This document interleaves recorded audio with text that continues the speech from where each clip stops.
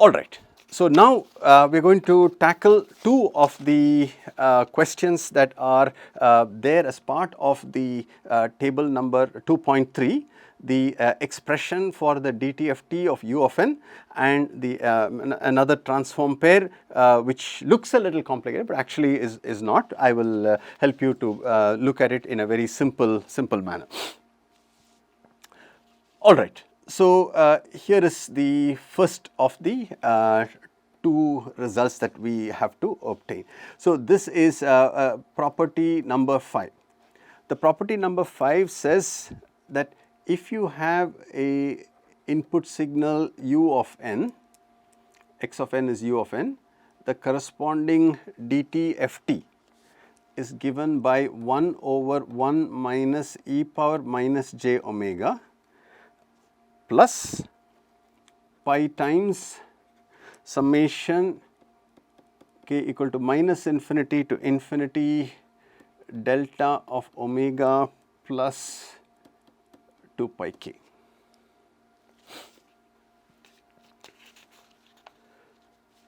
Okay.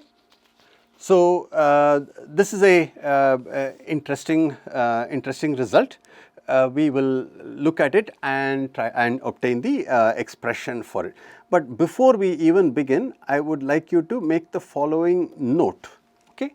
The following note is that u of n is a signal with a discontinuity.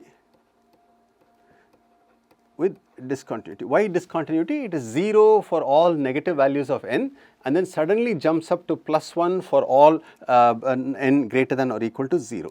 It is a signal with a discontinuity. Okay. And it is a sequence that is not absolutely summable,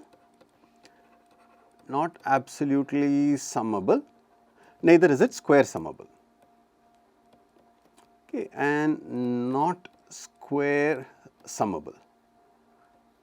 Okay, so straight away you have to expect that you are going to be dealing with a set of Dirac deltas because there is a discontinuity, and because it is neither absolutely summable nor square summable, it is not uniformly convergent nor is it mean square convergent. So, we have to deal with convergence also in a careful manner. So, we expect that there will be Dirac deltas.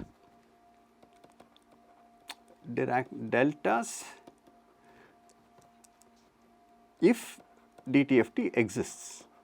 So, it is not one of those things where we just blindly start applying the DTFT formula, but because this is a function that has to be handled in a very specific manner. Okay. Now, one common mistake that often students make in this particular derivation is the following.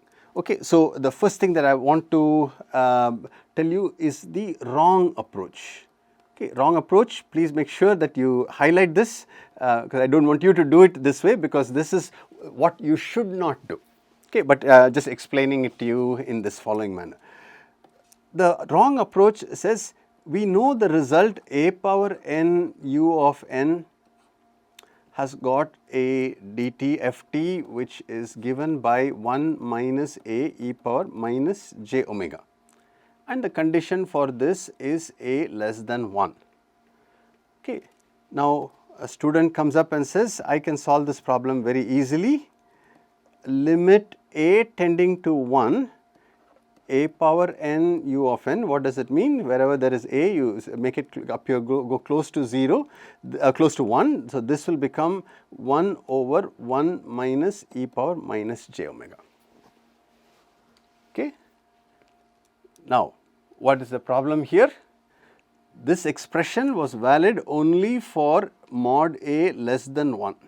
So, you by saying limit mod a tending to 1 is not a correct approach because that previous expression was not valid under those conditions.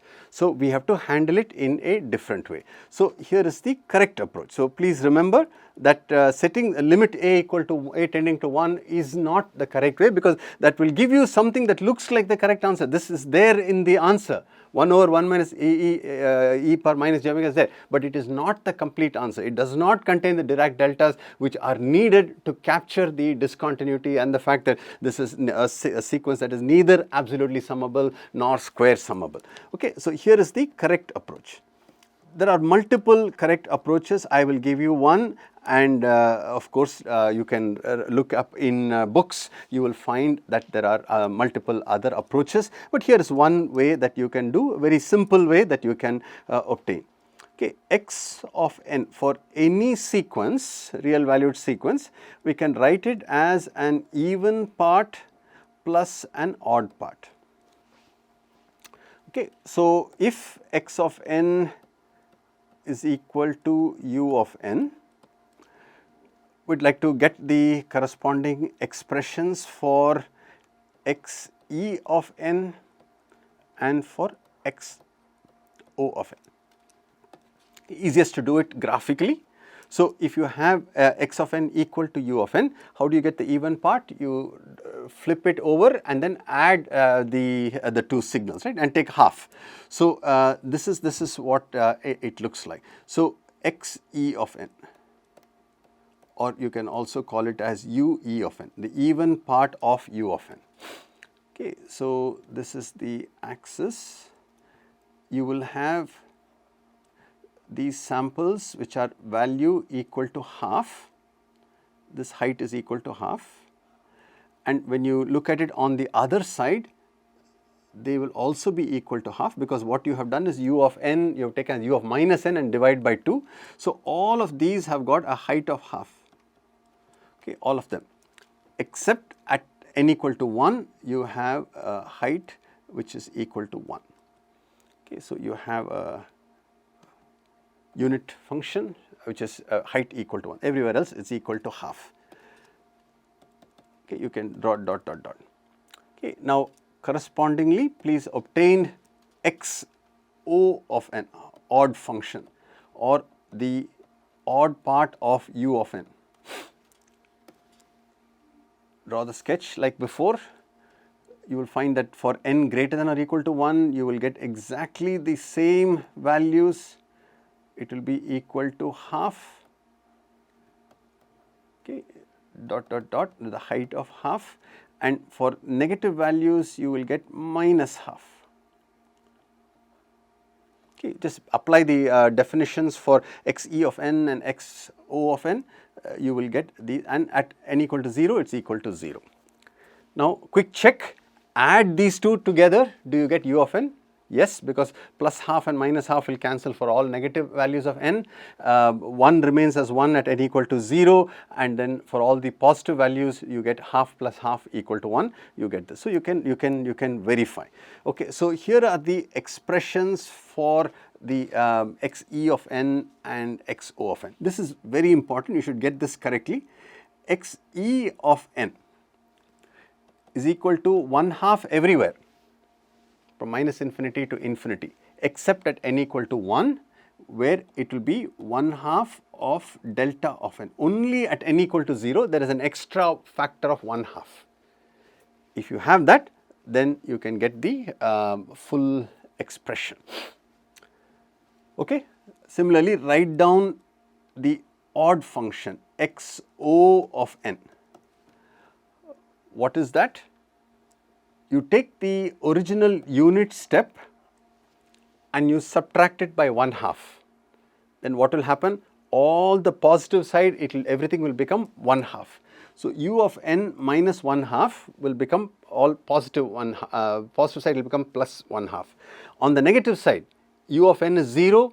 If you subtract minus half, you will get basically, if you subtract half, you will get minus half. So, all the positive halves, all the negative halves are completely accounted for, except at n equal to 0. What is u of n reduced by half at n equal to 0? It is equal to half. So, you have to remove an additional factor of 1/2. So, that will be minus 1/2 delta of n. Okay. So what I would like you to do is draw these expressions and make sure that whatever you get as the even function and the odd function, when you add them together, you will get the corresponding. So let us take these as the expressions of interest and develop it into the transform that we are interested in. Basically, we are one step away from the answer. So in that sense, this approach has been a useful approach. Now, first thing is, I would like you to help me write down the DTFT of the even part of the unit step. Okay. Now, half delta of n, what is the DTFT? That means it is only a value of half at n equal to 0, 0 everywhere else. This will translate into a DTFT which is equal to 1/2 everywhere for all frequencies. Okay, so I am going to write that. But if the time domain function is equal to 1/2 everywhere, then what will you get as DTFT? You will get a Dirac delta. So write down the expression for this. The Dirac delta with a scale factor of 1/2 summation k equal to minus infinity to infinity 2 pi times delta of omega plus 2 pi k. This is the DTFT that we obtain from this term. Okay. And the second term that we have is going to give us the following expression. So, I am going to put a plus sign, and it is 1/2. Okay. So, please make sure that you are comfortable with the expressions that we have derived, and so simplification, this 1/2 and 2 will get cancelled, and we will come back to this. Okay. Now, XO of n, odd part, has got U of n in the expression. Okay, so of course we are trying to solve for U of n. So if you have U of n and you have get it in terms of U of n, it is not of much use. So we must find a way to remove this U of n. So let us see if we can do that. So we are going to suggest an operation which is XO of n minus XO of n minus 1. Okay, one delayed by 1 unit of time. Okay, so let us write down the two expressions. You will get U of n minus 1/2 minus delta of n, this is the XO of n, minus U of n minus 1 minus 1/2 minus delta of n minus 1. Okay, notice these are the two terms you have to take into account. Okay. U of n minus U of n minus 1. What does that give us? Combination of these two terms. Combination of these two terms. Okay, U of n minus U of n minus 1. It gives us delta of n. Okay, so the first term is delta of n. The second term minus 1/2 minus of minus 1/2, that will cancel. So that will be 0. And the third term we get is minus delta of n plus delta of n minus 1. Okay, except that I think I have made a mistake somewhere. This is half delta of n. Okay, so then what this will be is this will be half delta of n. So half delta of n, half delta of n. Okay, simplify this. This comes out to be half times delta of n plus delta of n minus 1. Okay. So here it is,